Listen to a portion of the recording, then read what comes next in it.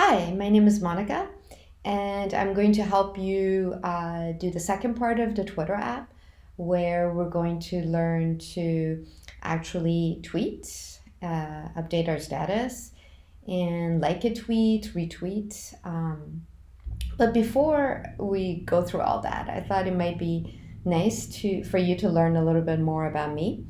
I've been a developer for 20 years, but it's not like I've done one thing for 20 years. I've done many different things, and that's kind of one of the nice perks of being a software developer because you can, basically learn to do different types of software development if you want. So that's been kind of interesting. I haven't been bored yet. I'm hoping to kind of stay being a developer till I'm a grandma coder, which might not be too late or too far down the road. But when I was in high school, I actually didn't know very much about computer science, that you could have a career in computer science. I was trying to figure out what to do in university.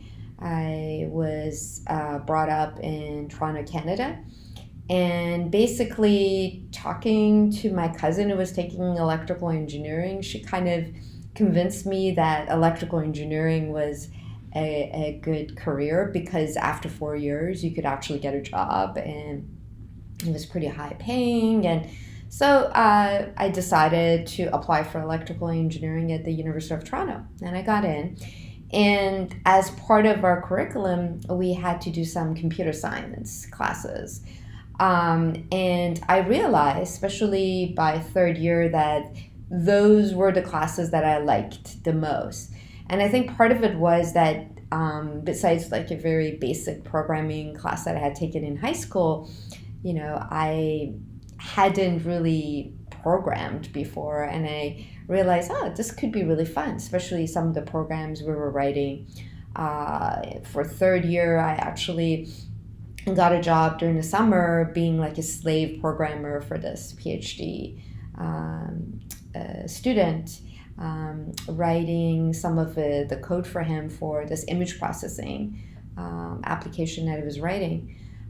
So for my master's, I decided to apply for MIT Media Lab, which was very cool because they were doing many different disciplines. Like you could do computer music, you could do video, applications for video, for audio, if many people were interested in that. So I did my master's in image recognition, and it sort of kind of merged the coding part with some interesting application that I was into.